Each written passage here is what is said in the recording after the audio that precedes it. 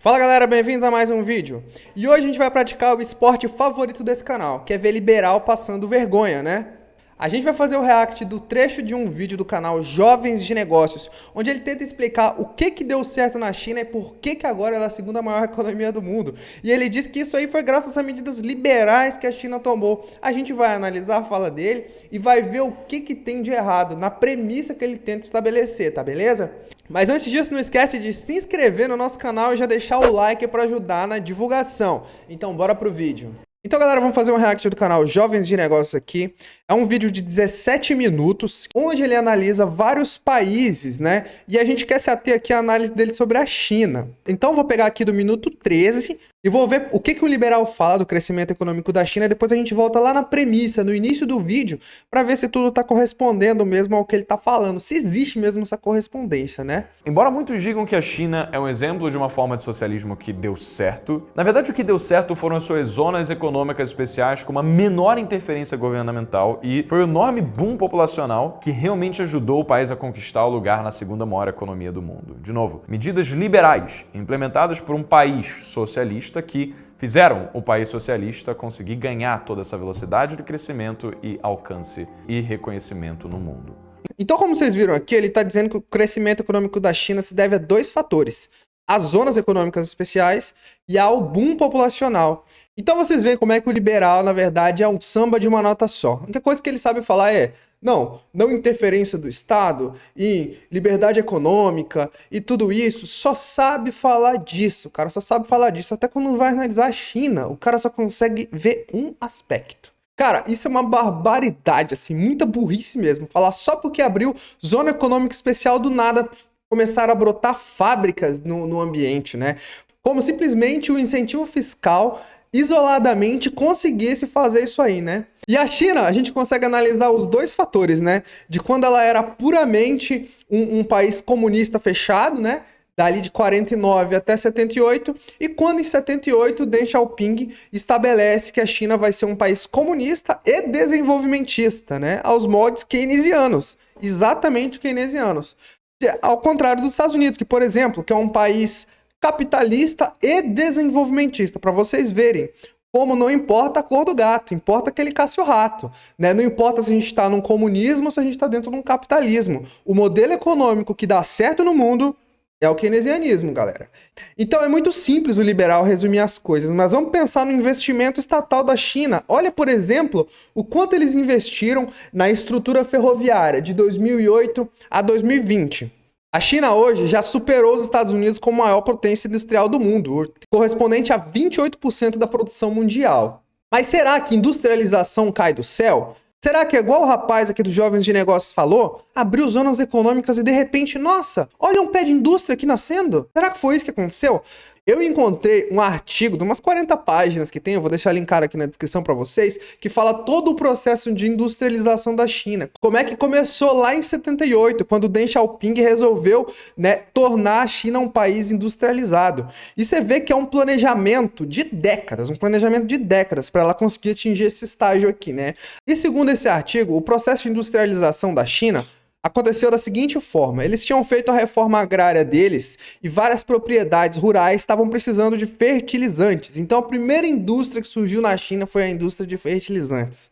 E o nosso Brasilzão aí, dependendo de fertilizante da Rússia agora, né? Olha que vergonha, nem indústria de fertilizante a gente tem aqui no país. Então o Deng Xiaoping resolveu estabelecer uma política de industrialização da China a partir de 78. Depois da indústria de fertilizante, o que eles fizeram? Eles fizeram a indústria de base deles, aquela igual o Getúlio fez pra gente lá na década de 30, 40, cara. Olha só no gráfico, como é que começa aqui a parada, aqui na década de 80 e vai subindo, né? E para fazer isso, ele criou as chamadas TVES, que era o seguinte: eram empresas estatais subordinadas às províncias locais, né? Era uma estatal ali daquela província, como se fosse isso, né?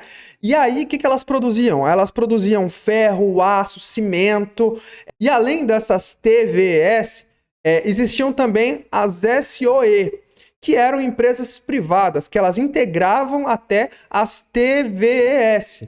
só que elas não eram públicas, elas eram privadas. Elas ganhavam incentivo do governo e fato acesso a crédito desde que elas produzissem de acordo com a política industrial que o governo estava tentando fazer. Então o que o Deng Xiaoping estava tentando fazer? A mesma política industrial que o Getúlio estava fazendo aqui no Brasil, o Deng Xiaoping estava fazendo ali na China. E a gente vê, como o Brasil naquele tempo estava bem à frente da China, né? Ou seja, Getúlio mandou bem pra caralho, né? E aí, só depois que já existia toda essa indústria de base ali, que já existia um mercado consumidor, que já existia uma força de trabalho, aí que eles criaram a Zona Econômica Especial, para dar incentivo para as empresas internacionais virem para a China se instalar ali para produzir, né? Utilizando essa mão de obra barata. Esse ponto aí ele acertou, mas ele isoladamente não faria menor sentido. O Paraguai pode se abrir como uma zona econômica especial e vai ser só um revendedor de produto industrializado. Não vai conseguir ter indústria. Só que tinha uma questão. A empresa ganhava o incentivo fiscal, ganhava a mão de obra barata, só que ela tinha que transferir tecnologia. Ou seja, eles não estavam só preocupados em produzir, eles estavam preocupados em como produzir. Não é como o Brasil aqui, que a gente simplesmente tem uma indústria montadora de carro. Não, eles queriam saber como é que fazia o carro do zero. E a indústria que chegasse lá para ganhar um incentivo fiscal tinha que fazer essa transferência de tecnologia obrigatoriamente. E assim foi feito, principalmente até 94. Quando isso aí acabou sendo um pouco mais desestimulado, né? Por quê? Porque eles já tinham adquirido a tecnologia que eles precisavam. E aí não fazia mais sentido. A China sabia que ela não podia ficar só dependente de ter mão de obra barata. Ela precisava de ter engenheiro qualificado para produzir essas tecnologias que estavam chegando lá. Por causa disso, o que eles fizeram? Investiram em educação. E é por isso que hoje a China está no topo do ranking do PISA. Qualificar sua mão de obra é essencial para um país que queira se almejar ser industrializado. Tem que entender que todo o desenvolvimento da China foi pautado no paradigma como se industrializar. E a partir disso ela foi criando os mecanismos para atender essas demandas, sacou? Aí hoje a China está investindo bilhões no desenvolvimento de tecnologia de semicondutores e chips, sempre almejando a disruptura tecnológica. Aí você me diga qual é o país subdesenvolvido que poderia receber um investimento desse para a produção de semicondutores no seu próprio território, para uma disruptura tecnológica, né? Isso não existe em lugar nenhum do mundo. Isso só se faz com capital próprio. Aquela cartilha do bom moço internacional e de que isso vai atrair investimento externo é balela. É com capital do próprio país. Ou será que foram os Estados Unidos e a Europa que foram investir na China para criar a malha ferroviária da China? Pelo contrário, está acontecendo exatamente o oposto. É a China que está fazendo ferrovia nos Estados Unidos agora, parceiro. E hoje o gargalo da indústria da China é a produção de energia. É por causa disso que eles também estão investindo bilhões na produção de energia através de fusão nuclear, cara. São coisas que só o Estado pode implementar essas disrupturas tecnológicas. Só Biruleibe liberal que pensa que é a empresa privada que vai criar esse tipo de coisa, né? E aí, de volta nesse gráfico aqui, a gente percebe o resultado desse tipo de política desenvolvimentista, que é o Estado, o governo criando infraestrutura, o governo investindo em educação, o governo investindo em tecnologia. É isso que a gente defende como keynesiano, como desenvolvimentista, né? Não vai ser iniciativa privada, dominada pelo capital internacional, que vai vir fazer isso aqui no Brasil pra gente. Isso é a maior mentira que os liberais podem te contar, cara. O que me deixa mais triste é que o Brasil tava num caminho bom, cara. A gente tava num caminho de desenvolvimento industrial.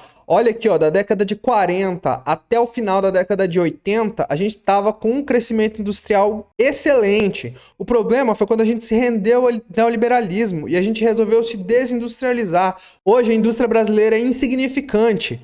Partindo dos modelos com os menores impostos e controle governamental até aqueles que têm os maiores controles e intervenções governamentais e ver qual seria o modelo ideal para o nosso Brasil. Então, analisando esses dois países aqui, Brasil e China, um aderiu à política internacional de atração de capital através da cartilha do bom moço. Olha o que aconteceu com a indústria dele. E outro, a China, resolveu, através de um forte investimento estatal, desenvolver a sua própria tecnologia, a sua própria indústria. Olha o desenvolvimento dele. É basicamente essa a luta que a gente trava aqui nesse canal. A história serve de exemplo para lembrar do que realmente acontece quando o governo decide matar empreendedores. Mas é verdade, o Brasil tá matando empreendedores. Esse discurso simples e simplório dos liberais entra na mente do brasileiro com esse negócio de Estado malvadão e corrói o país pra gente continuar indo pra vala. O Estado é maléfico para a sociedade. Eles tomam o que foi produzido de forma coercitiva. Não. Você é burro, cara, que loucura. Como você é burro.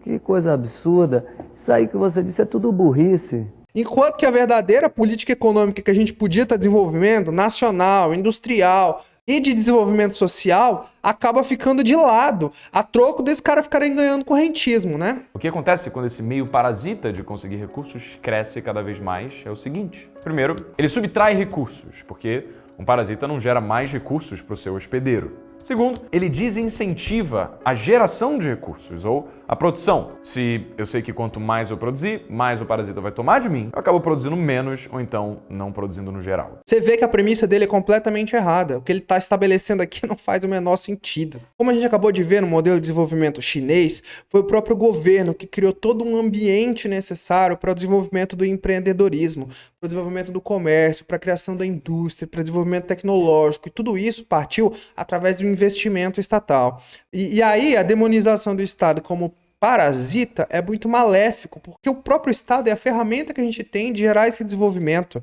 E aí esse discurso bobo, liberal, besta aqui, é que fica levando a gente pro buraco. E esse foi o nosso react aqui de mais um liberal passando vergonha, viu? Se inscreva no canal para não perder os próximos vídeos. Não esquece de deixar o seu like. Por hoje a gente vai ficando por aqui. Um forte abraço e até o próximo vídeo.